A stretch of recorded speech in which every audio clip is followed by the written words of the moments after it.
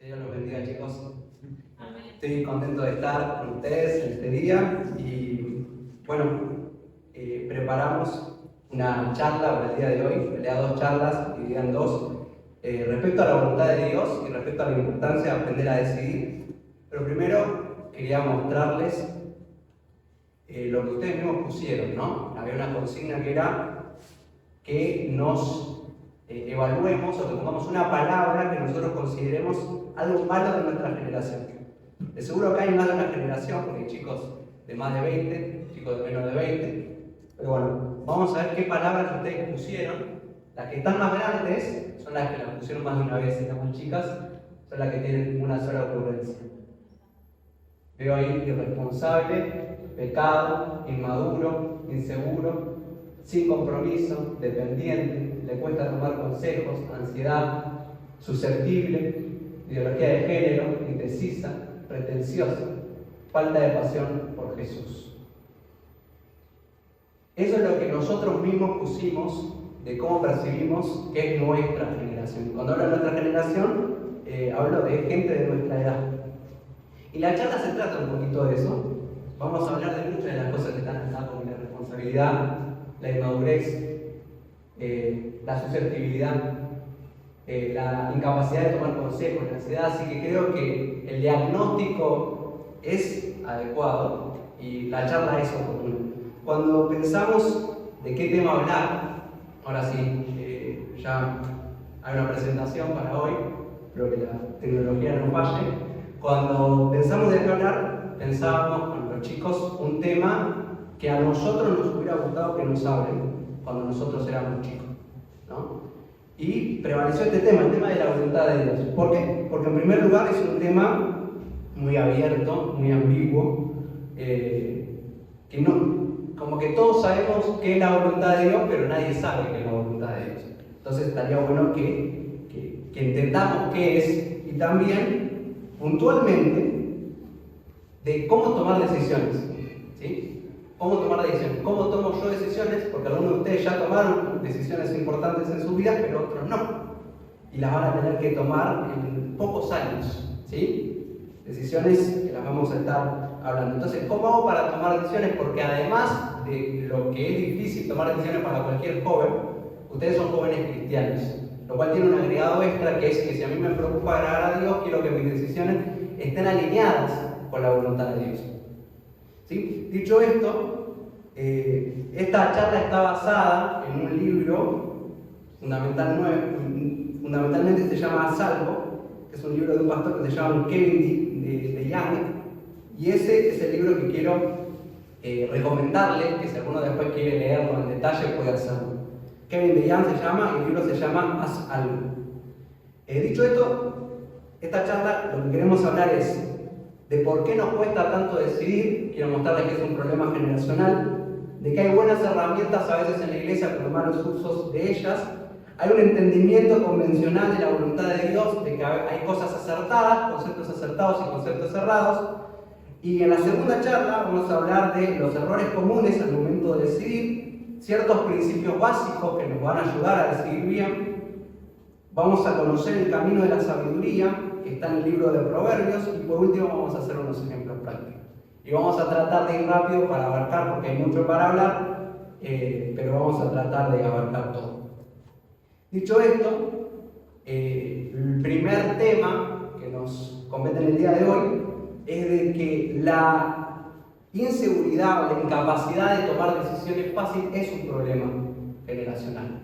A nuestra generación, a mi generación, y más aún a la generación de ustedes, a los más chicos, los millennials y los centennials, les cuesta decidir. No tomamos decisiones fáciles en contraste con nuestros padres o con nuestros abuelos, ¿sí? Porque crecimos y tuvimos una crianza diferente. El otro día, yo estoy en la facultad y tenemos dos cursos. Un curso que es el nuevo plan, que son chicos de 23, 24 años, y el curso viejo, que son chicos que ya tienen 29, 30 años. Y lo que notábamos con la profesora es que a la hora de rendir un examen, los chicos más chicos te venían y te preguntaban, pero no era que tenían una duda. Lo que te preguntan es, ¿está bien lo que puse? Porque antes de entregar, quieren estar seguros y quieren que vos les digas, sí, está bien. no quieren tomar el riesgo de equivocarse, porque las generaciones actuales tienen una baja tolerancia a la frustración, no quieren que les vaya mal. En otras palabras, acá saqué unos recortes de diarios muy generales, pero uno de ellos habla de la generación de cristal. No sé si escucharon eso. Esta generación es una generación de cristal, porque es una generación que prioriza las emociones personales. Todo esto surge de una periodista que se llama Oliván, que ella cuenta que le dijo uno de sus empleados que no iba a ir a trabajar hoy porque el gato estaba enfermo. Ella decía, en mi época eso no era una excusa, pero ahora es como que hay otras prioridades en los jóvenes y ante el más mínimo problema no cumplen sus responsabilidades. Es una generación de cristal, en otras palabras es una generación débil, ¿sí? Nuestros abuelos vivieron épocas más difíciles, ¿no? Como la Segunda Guerra Mundial, la escasez de recursos. Nuestros padres vivieron la época de las mudanzas a las ciudades y nosotros crecimos de todo en un contexto más favorable. ¿Qué quiere decir? Muchos de los que estamos acá, la mayoría de los que estamos acá, crecimos en una casa donde las necesidades básicas estaban cubiertas, donde había gas, luz, agua, donde casi creo que todos los que estamos acá pudimos tener una educación primaria y tuvimos, pues estamos teniendo una educación secundaria. Si alguno de ustedes quiere va a poder ir a la universidad. Pero antes esas necesidades básicas no estaban cubiertas, ¿sí? El pan en la mesa no estaba garantizado, ¿sí? E increíblemente hay una frase que me gusta mucho que dice: los tiempos difíciles forjan hombres fuertes, los hombres fuertes crean buenos tiempos, los buenos tiempos, este es un tiempo dentro de todo bueno, crean hombres débiles. Y estamos en esta etapa del ciclo humano donde hay tiempos buenos que crean personas débiles que no saben enfrentar la realidad, ¿sí? Y quería traerles una serie de estadísticas. Estuve revisando esta estadística desde el año 2014, la encuesta joven que hace el gobierno de la ciudad de Buenos Aires, y me encontré con lo siguiente: jóvenes de 15 a 29 años. Más de la mitad de esos jóvenes, en nuestro rango etario, ¿sí? De 15 a 29 años, más de la mitad vive en la casa de sus padres, ¿sí? Recién en esa edad, ¿sí? El 40% de esos jóvenes, ¿sí? Es decir, 4 de cada 10, deciden salir de la casa de sus padres y vivir solos. Esta decisión es importante porque la decisión de vivir solos es la decisión que define el camino a la adultez, a ser un adulto. La diferencia entre un adulto y un niño, o un adulto y un adolescente, es que el adulto tiene control de su propia vida y toma sus propias decisiones. El adolescente no. El adolescente no es independiente, no es autónomo, depende de alguien, ¿sí? Si yo vivo en la casa de mis padres, en gran parte dependo de mis padres. Y lo que esta encuesta muestra es que en este rango de 15 a 29 años, el 40% solamente se fue de la casa de sus padres. Hay 6 de cada 10 jóvenes que no dejan la casa de sus padres y que por lo tanto a los 29 años no son adultos, ¿sí? Porque todavía no tomaron las decisiones más importantes de su vida, ¿sí? Ahí ustedes me podrían decir, bueno, la situación económica del país es una gran limitante, ya no es tan fácil mudarse, ya no es tan fácil alquilar, ya no es tan fácil comprar, pero número uno, la situación en este país nunca fue fácil, ¿sí? Eso no es una excusa, la realidad es que muchos de ustedes se están preparando para enfrentar un mundo que es difícil. Pero eso no es una excusa, lo van a tener que enfrentar igual, ¿sí? Yo soy parte de esta generación. Yo dejé la casa de mis papás a los 26 años, o sea que estoy como parte de la estadística del 40% que se fue dentro de esta edad, ¿sí? Ahora, otro dato es que la prioridad de los jóvenes que se emancipan no es buscar una familia. O sea, se van de la casa, de ese 40%, los que se van, no se van con el propósito de armar una familia. Tienen otras motivaciones. Porque uno puede decir, bueno, me quedo en la casa de mi padre porque estoy estudiando, porque estoy armando mi propio comercio, mi propio negocio, porque tengo una proyección, porque tengo un plan, pero la realidad es que la mayoría está postergando decisiones y aparte no está haciendo nada con su vida en el mientras tanto.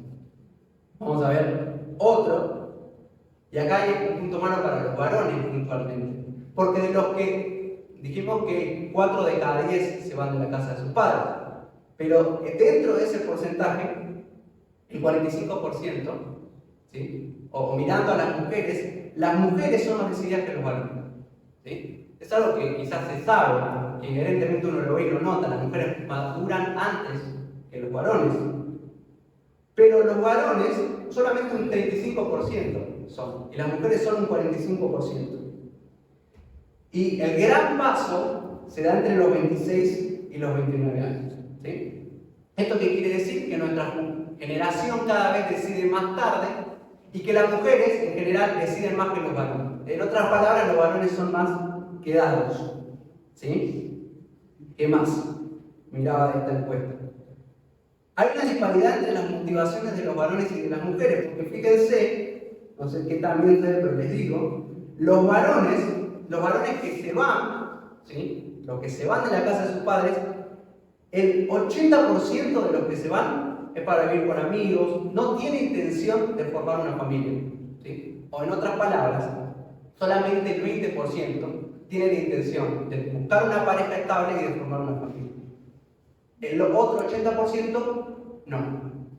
Sin embargo, las mujeres, el 50% quiere formar una familia, el otro 50% no. ¿Qué quiere decir? Que hay aproximadamente un 30% de esas mujeres que si quiere formar una familia, no va a poder. ¿Por qué? Porque no va a encontrar un varón que quiera estar con ellas. Es decir, que hay mujeres que quieren formar una familia que no encuentran un varón que quiera formar una familia. Porque no hay tantos varones que están, vaya uno a saber haciendo qué, ¿sí? Con una mujer que sí quisiera estar con ellos y formar una familia y una pareja estable. Entonces, esto también sigue hablando mal de las mujeres. Entonces, de los varones, perdón.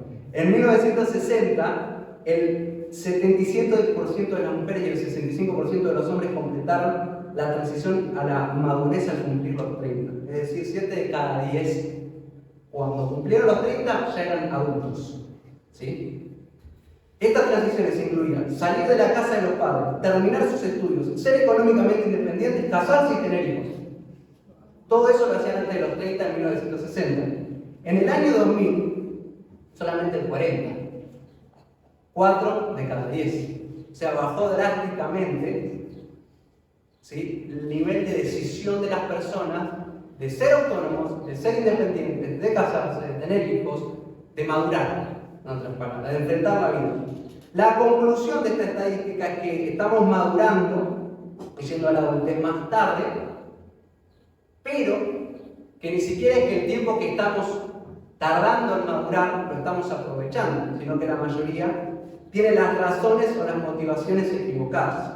Nos cuesta decidir porque nuestra generación y entorno es indeciso y posterga las decisiones. En esa sociedad y en esa cultura es la cultura en la que nosotros vivimos. ¿Sí? Es una cultura que se llama adolescentrista, ¿sí?, o la adultocencia, que es que quiere ser siempre adolescente. No quiere llegar a la madurez, no quiere madurar. Y sumado a esto, nosotros somos cristianos. ¿Sí? Nuestra generación, entonces, es inconstante, es inestable, no sabe tomar decisiones. ¿Qué tipo de decisiones ustedes van a tener que tomar, ¿sí?, en el corto plazo? Quizás falta a alguno, le faltan 3, 4, 5 años. Por ejemplo, ¿dónde voy a vivir? ¿Qué carrera voy a estudiar? ¿Qué casa debo comprar o alquilar? ¿Voy a comprar? ¿Voy a alquilar? ¿Debo cambiar de trabajo? ¿Con quién voy a casarme? Todas esas preguntas o esas decisiones ustedes las van a tener que tomar, y son solamente unos ejemplos. Muchos dicen, bueno, falta para eso, falta tiempo, pero la realidad es que algún día, que para eso hay que ir preparándose de a poco y no que llegue ese día y que te agarre desprevenido. No podemos depender de los que hoy nos soportan y nos ayudan para siempre. Tarde o temprano vamos a tener que enfrentar la vida y tenemos que estar preparados para eso. Sumado a todo esto que acabamos de decir, que fue una introducción un poquito larga, pero para reflejar la realidad de nuestra generación, somos cristianos. Y en cada decisión que tomemos, de la que acaban de ver acá, aparte, tenemos la duda si esa decisión que tomamos va a agradar o no va a agradar a Dios. Que es un peso no menor. Porque es un factor que al que está afuera, al joven que está afuera y que no conoce a Dios, no le importa. Pero a nosotros sí nos importa agradar a Dios. Miren, este titular que aparecía en un diario: hombre de 91 años muere esperando la voluntad de Dios. Dice este titular. Y dice lo siguiente: Walter Houston, descrito por su familia como un cristiano devoto, murió el lunes luego de haber esperado 70 años para que Dios le mostrara claramente qué hacer con su vida. Él se quedaba en casa y oraba mucho, pero es que nunca recibió confirmación de parte del Señor, dice su esposa Ruby. A veces tenía la impresión de que había escuchado la voz de Dios, pero no estaba seguro, así que empezaba el mismo proceso una y otra vez. Houston, dice ella, nunca pudo saber de qué se trataba su vida, pero se sentía satisfecho con orar continuamente acerca de qué podría hacer para el Señor. Cada vez que estaba a punto de hacer algo, recapacitaba, pues no quería decepcionar a Dios ni actuar en su contra de ninguna manera, dice su esposa. Él era muy cuidadoso de siempre mantenerse en la voluntad de Dios. Eso era lo más importante para él. Sus amigos dicen que era agradable, pero que parecía no estar aprovechando sus talentos. Walter tenía muchas habilidades que nunca utilizó. Era muy bueno trabajando con madera y contando historias. Un amigo dice que siempre le decía: arriésgate, prueba algo nuevo, si no eres feliz, pero le temía demasiado a la posibilidad de decepcionar al Señor. Dice este artículo, que en realidad no es cierto, es una parodia, pero está intentando explicar de que cuando uno no entiende en qué consiste la voluntad de Dios, puede demorarse, puede postergar decisiones que debería ejecutar en un momento dado. A veces, en el afán de temer a Dios o de agradar a Dios, puedo quedarme paralizado y no accionar nunca. Hay herramientas que en la iglesia son conocidas, o que los que estamos hace mucho en la iglesia escuchamos y que las conocemos. Ustedes me van a decir si la conocen o no la conocen, si la escucharon o no la escucharon. Son buenas herramientas, pero en general se las usa mal al momento de decidir, y vamos a ver por qué. La teología de la puerta abierta. ¿Alguno la conoce? Si alguno la conoce, levante la mano. ¿No? ¿Nunca escucharon a alguien que dice: estoy esperando que Dios me abra una puerta? Dios me abrió una puerta. O Dios no lo permitió, Dios cerró esa puerta por alguna razón. Y esto quiere decir, lo que la gente dice en general en la iglesia, cuando Dios me abrió una puerta, es: Dios preparó una oportunidad para mí. ¿Sí? O cuando Dios cerró una puerta, quiere decir es: Dios no permitió que eso pase en mi vida. ¿Sí? Ahora, cuidado con esto, porque estas cosas pasan, porque yo te puedo decir: estoy esperando de que Dios abra una puerta de trabajo, ¿sí? Pero me quedo en mi casa mirando la tele todo el día y no busco trabajo. ¿Sí? En el sentido de que Dios abre puertas, Dios abre oportunidades, pero para aquellos que están atentos y están buscando esas oportunidades. No tengo que confundir la actividad de Dios y el poder de Dios y la providencia con Dios con mi pasividad. ¿Sí? Dios no abrió esta puerta, por algo será, puedo decir. Bueno, será que Dios no lo permitió. Y en realidad, quizá la puerta no se abrió porque yo no hice nada, porque yo fui un cobarde, o porque a mí me faltó determinación o coraje. ¿Sí? Entonces, cuidado con decir: bueno, voy a esperar a ver si Dios abre la puerta. Y quizás la puerta está abierta, está enfrente de nuestros ojos, y somos nosotros los que no nos animamos a cruzarla. ¿Sí? Hay otra muy conocida, que es los vellones, ¿sí?, de lana. ¿La conocen? Hay una historia en el libro de Jueces de Gedeón, que Gedeón, Dios le dice que él va a ser libertador del pueblo que estaba siendo esclavo de los amonitas, que le pedían que paguen un tributo, que paguen un impuesto. Y Gedeón Dios le dice, vos vas a ser el que va a libertar a mi pueblo. Y Dios se le aparece y él lo ve, él ve al ángel de Jehová y es tan evidente que es Dios, no hay duda alguna. Está muy claro lo que Gedeón tiene que hacer. ¿Sí? Está muy claro. Sin embargo, Gedeón es indeciso y no se anima a cumplir lo que Dios le pide que él haga. Entonces le va a pedir al Señor dos señales. Él tiene un vellón de lana, ¿sí? Imagínense un trapo de lana, y lo va a colocar afuera y que esté toda la noche en época de rocío y le dice, Señor, por favor, para yo estar seguro, la pregunta es seguro de qué, si Dios ya le había dicho en forma exacta lo que él tenía que hacer, pero para estar seguro, te pido que el rocío solamente caiga sobre el vellón y no caiga sobre el resto de la tierra.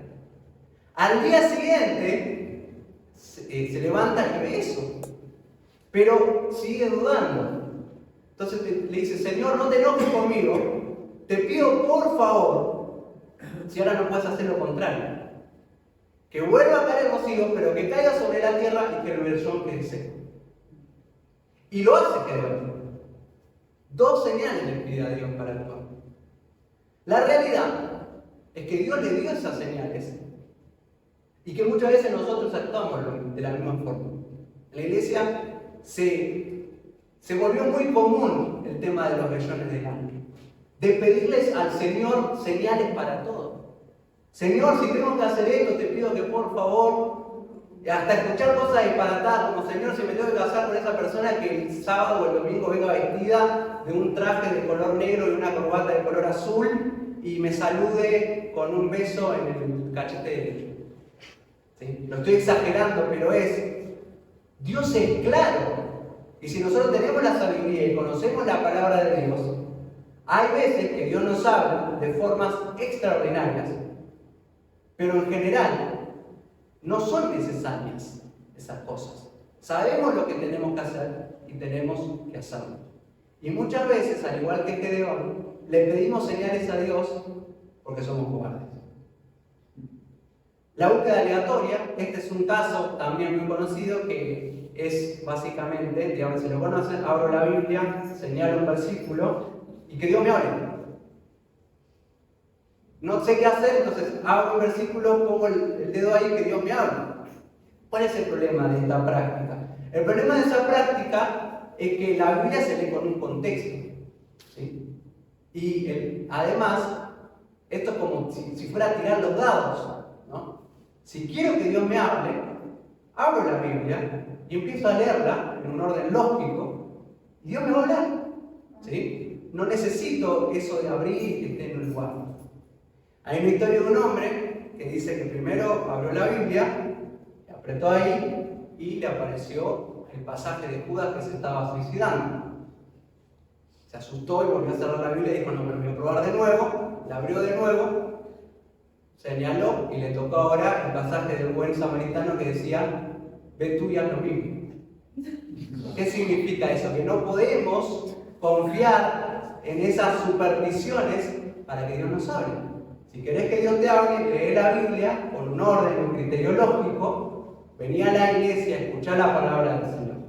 Así que, cuidado con estas cosas, en general, en lugar de ayudarnos a decidir, nos complican. Vamos a hablar ahora sí de el entendimiento convencional de la voluntad de Dios y definir la voluntad de Dios. Estoy tratando de ir rápido para cubrir la mayor cantidad de contenido posible. La voluntad de Dios en la Biblia, en otras palabras, la voluntad de Dios es lo que quiere, lo que Dios quiere. ¿Qué Dios quiere? Y la voluntad de Dios tiene tres definiciones, o al menos dos claras, y una que es la difusa, que es la que intentamos explicar acá. La primera es la voluntad de Dios en sus decretos. Es lo que Dios quiere y decreta. La voluntad de Dios en sus decretos es todo lo que ocurre conforme a los decretos soberanos de Dios. Todo lo que Dios decreta va a pasar, sin lugar a duda. Él lo ordena, Él lo impone, Él lo define. Y como Dios es Dios, lo que Dios hace, sucede. Y si algo que Dios quisiera hacer o que Dios se propusiera no sucediera, Dios no sería Dios. Salmo capítulo 115, versículo 3, dice, nuestro Dios está en los cielos y hace lo que le place. Amén. Todo lo que quiso ha hecho, dice la Reina Valera. En Mateo capítulo 10, versículo 29 al 30 dice: ¿cuánto cuestan 2 gorriones? Una moneda de cobre. Sin embargo, ni un solo gorrión puede caer a tierra sin que el Padre lo sepa. Quiere decir que hasta el detalle más ínfimo que ocurre en la naturaleza y en este planeta, Dios lo tiene controlado y Dios lo sabe. No hay nada que se le escape a Dios. Dice el texto en el versículo 30: en cuanto a ustedes, cada cabello de su cabeza está contado. Más allá de que Dios sabe cuántos cabellos tenemos hoy y cuántos cabellos teníamos ayer, es lo que quiere decir que Él está al tanto hasta de la más mínima peculiaridad de nuestra vida. Que no hay nada que esté fuera de su control. El mensaje que da Jesús es: así que no tengan miedo. Para Dios ustedes son más valiosos que toda una bandada de gorriones.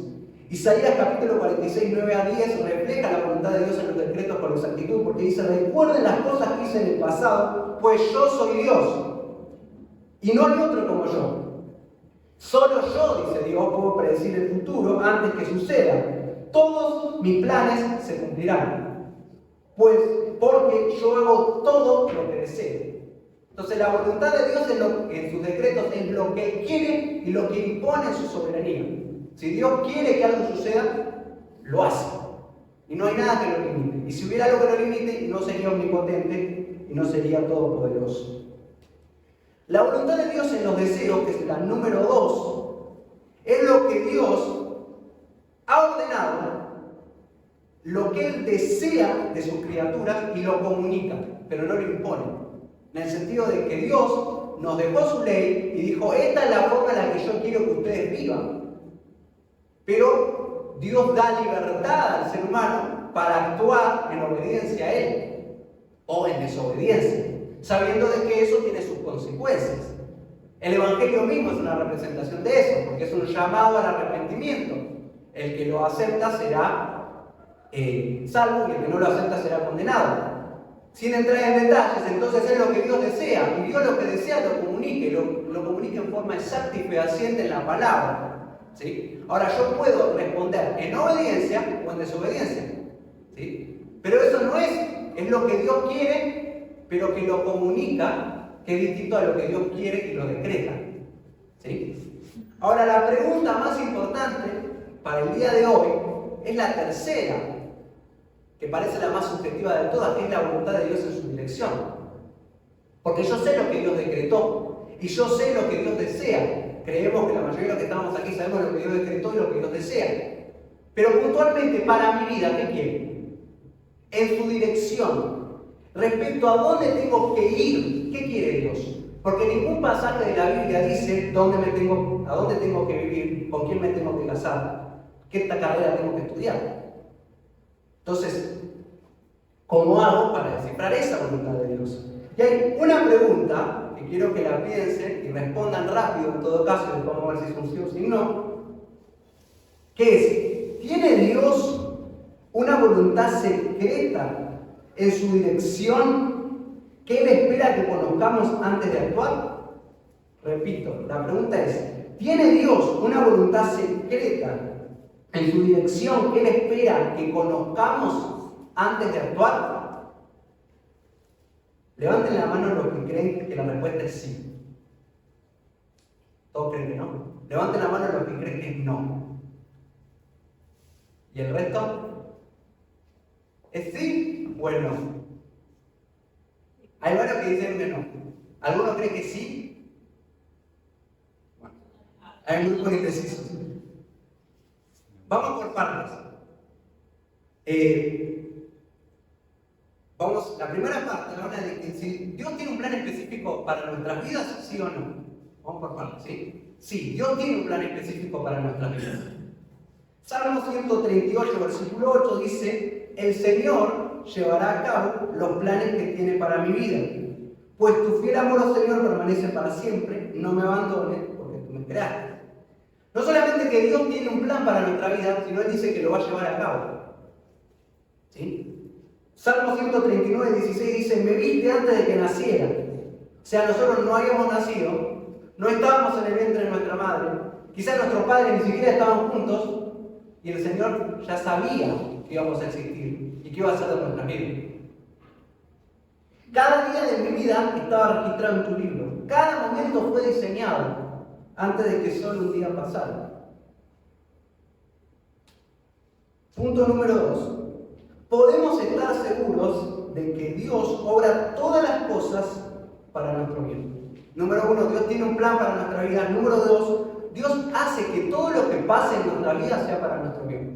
Y el versículo por excelencia para este concepto es Romanos 8:28, que dice: sabemos que Dios hace que todas las cosas cooperen para el bien de quienes los aman y son llamados según el propósito que Él tiene para ellos. Y que es el texto que los que la conocen, la versión vieja, a los que aman a Dios todas las cosas les ayudan para bien.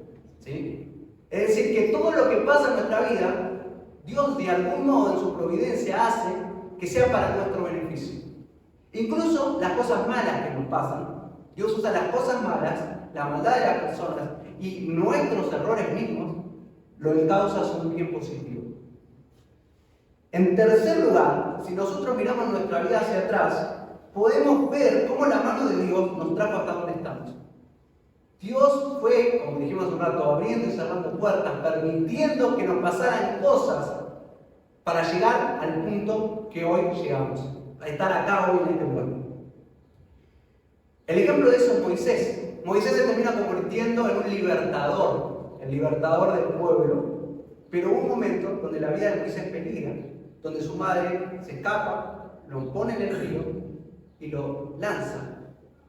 Y justo da la casualidad de que lo encuentra la princesa de Egipto y le salva la vida. 80 años después,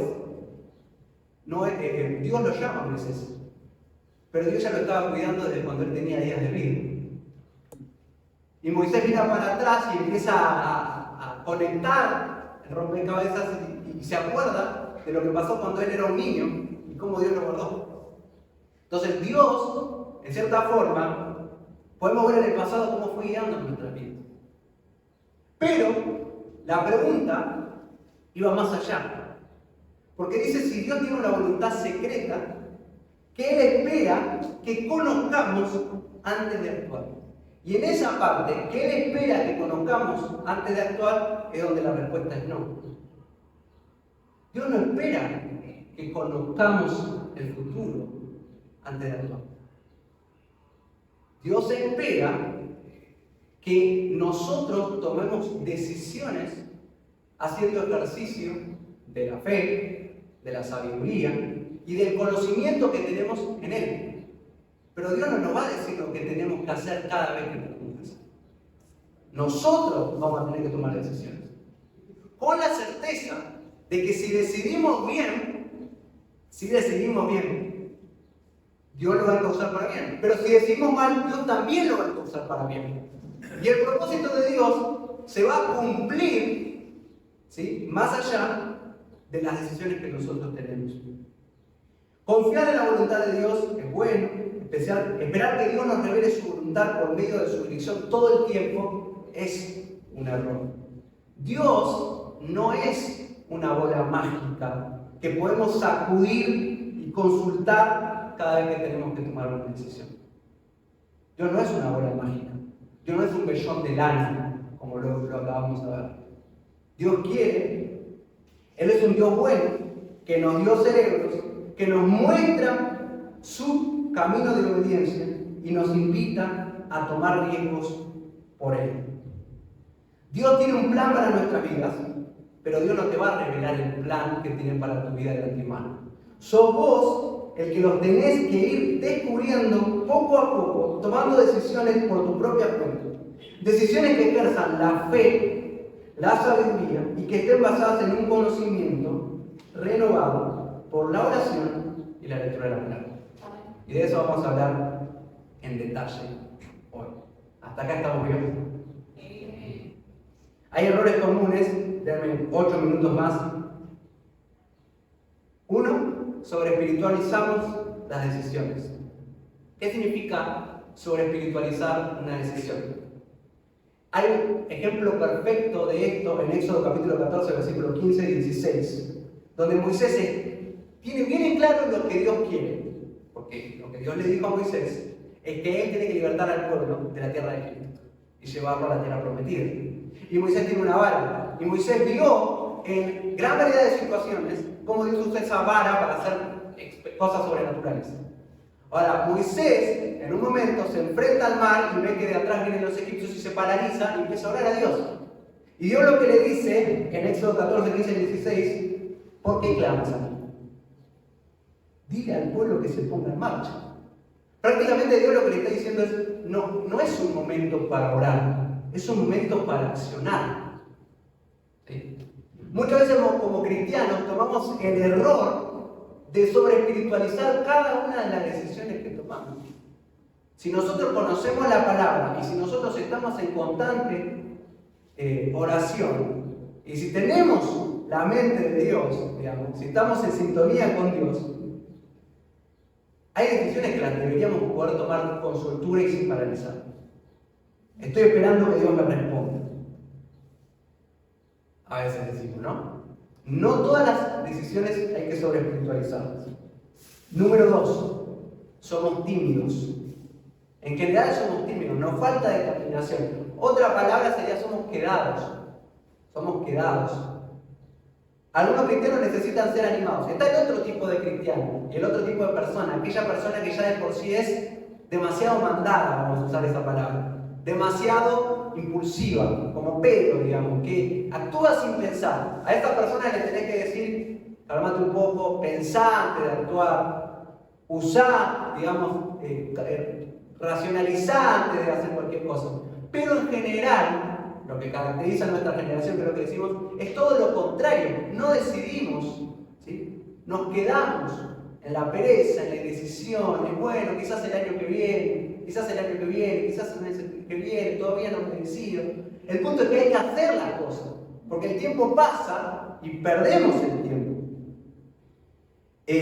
Primera de Tesalonicenses 5:14, el apóstol Pablo dice, hermanos, les rogamos que amonesten a los perezosos. ¿Qué vas a hacer este año? No, me voy a tomar un año para pensar qué quiero hacer de mi vida, quizás el año que viene empiezo a estudiar. ¿Me vas a trabajar? No, todavía no, estoy viendo. Quizás me tomo este año para descansar. Hay que decidir. ¿Sí? Y el consejo de Pablo es amonestar a los perezosos. Que no estén haciendo nada. Porque el que está haciendo nada, en general no está abriendo la puerta a la bendición, sino a los problemas. Porque se distrae fácilmente y porque usa ese tiempo, el enemigo usa ese tiempo para su propósito. Alienten a los tímidos. Y esta es un día donde se hace una palabra de hace algo, reaccioná. No postergues las decisiones, no te paralices todo el tiempo, no sobreespiritualices todo. Tenés que decidir, tenés que pensar qué quieres hacer de acá en adelante y tenés que empezar a decidir ahora. ¿Sí? Cuiden con ternura a los débiles, sean pacientes con todos. Hay un texto, puntualmente de Eliseo, que le dice al rey Israel antes de morir, golpea, ¿sí? Con las flechas golpea el suelo. Y agarra al rey Israel y golpea 3 veces. ¿Y qué le dice el hombre de Dios? ¿Por qué te detuviste? Si hubieras golpeado 8 veces, habrías vencido a tus enemigos por completo. Pero porque te quedaste, no vas a destruirlos por completo. Eso muchas veces somos nosotros. No actuamos, nos frenamos, nos quedamos. Si tenés la decisión y la determinación y tenés claridad, tenés que hacer las cosas. ¿Sí? Entonces, eso es en segundo lugar. En tercer lugar, este es un muy buen punto, queremos plena satisfacción. Queremos que todo nos salga bien. ¿Se acuerdan lo que les contaba al comienzo? Quiero entregar el examen y sacarme 10. No quiero fallar, no quiero equivocarme. ¿Sí? Y tenemos la idea de que en este mundo todo nos va a salir bien. ¿Sí? Nunca nos vamos a equivocar. Cada cosa que hacemos, quiero comprar el mejor producto, quiero ir al mejor lugar de vacaciones, quiero que me salga todo perfecto. Eso es muy de nosotros. Pero eso significa que tenemos altas expectativas de este mundo. Como si Dios nos hubiera dicho que vivimos en un hotel 5 estrellas, un camino donde todo nos va a salir de color de rosa. Y Dios no nos dijo eso. Jesús nos dijo, en el mundo tendréis aflicción. Jesús nos dijo, Juan 16:33. En el mundo tendrán muchas pruebas y tristezas, pero anímense, porque yo he vencido al mundo. No quiero decidir porque tengo miedo de equivocarme, porque tengo miedo de que me vaya. Hay que animarse a decidir. ¿Sí? Díganme si alguno se siente identificado con esto, ¿no? Cuando nos casamos, esperamos la mejor vida familiar. Aventuras increíbles, experiencias culturales, satisfacción personal en el trabajo. No, yo quiero tener un trabajo y que sea el mejor trabajo del mundo. ¿Sí? Te dejo una tarea. Anda a preguntarle a tu papá, a tu mamá, a tu abuela, más aún a tu abuela, a tu abuelo si lo tenés. Si ellos cuando estudiaron, cuando el primer trabajo que tuvieron fue el mejor trabajo del mundo. ¿Sí? Si tuvieron el mejor trabajo, muchos de ellos agarraron el trabajo que pudieron. ¿Sí?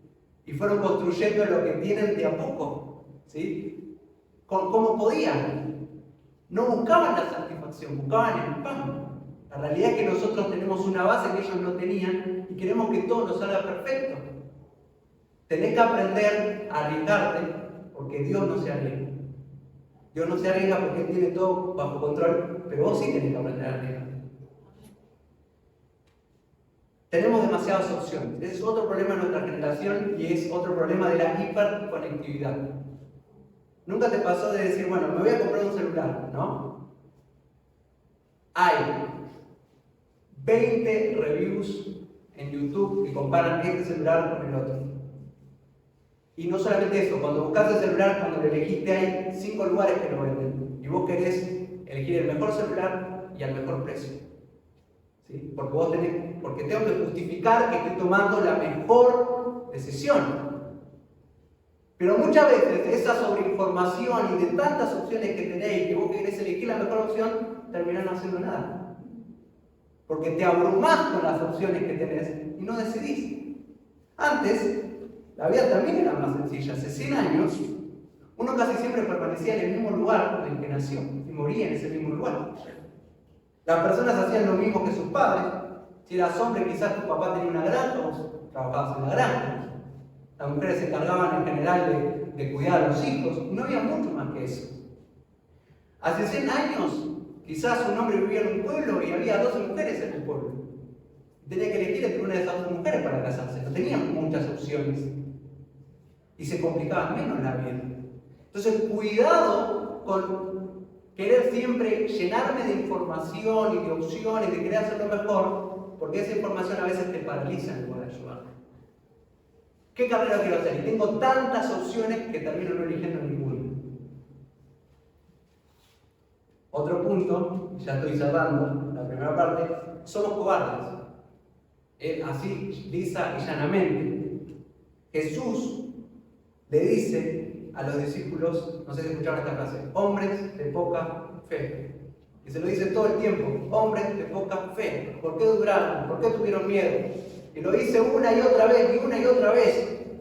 Porque cuando Jesús está durmiendo y ellos viene la tempestad, ellos lo que tendrían que haber hecho es calmar la tempestad, pero no tuvieron el valor y el coraje para hacerlo. Lo que hicieron fue recurrir al maestro. Maestro, solucionalo vos. A veces nosotros somos así. En lugar de actuar con valor, actuar con fe, queremos que Dios solucione nuestros problemas, pero Dios exige de nosotros valentía. Mira que te mando a que te esfuerces y que seas valiente. Lo sabemos de memoria ese versículo, pero quizás todavía no lo aplicamos en nuestra vida. Porque cuando tenemos que ser valientes, no somos valientes. Hay un ejemplo de esto en la Biblia que es el caso de de Esther. Esther llega un momento en el que su pueblo está en peligro y que ella tiene que acercarse al rey para interceder por su pueblo, pero cuando tiene que acercarse al rey para interceder por su pueblo, ella sabe de que en Persia no cualquiera puede acceder al rey. Yo no puedo acceder al rey si el rey no me llama, pero el rey no la estaba llamando. Entonces ella dice en Esther 4, versículos 15 y 16, ve y reúne a todos los judíos que están en Susa y hagan ayuno por mí. No coman ni beban durante 3 días, ni de noche ni de día. Mis doncellas y yo haremos lo mismo. Entonces, aunque es contra la ley, entraré a ver al rey. Si tengo que morir, moriré. Hay que ponerse, digamos, una determinación. Bueno, ella dijo, oren por mí, yo voy a orar también, pero en 3 días voy a ir. Y si tengo que morir, voy a morir. Pero se puso la determinación de decidir en un plazo dado y decidió. Y Dios la acompañó. Pero no tenía certeza de que todo iba a salir bien. Podía perder la vida, pero se arriesgó, pero se animó y enfrentó la realidad. ¿Sí? Tenemos que empezar a actuar con mayor coraje y van a aparecer situaciones en nuestra vida en donde Dios va a esperar de nosotros carácter, determinación. Voy a orar, voy a quizás ayunar si quiero, pero después voy a decidir. Y voy a decidir. Y no necesito una señal del cielo para decidir. Voy a decidir. ¿Amén? Bueno, cortamos acá, vamos a hacer unos juegos y después seguimos con el Señor.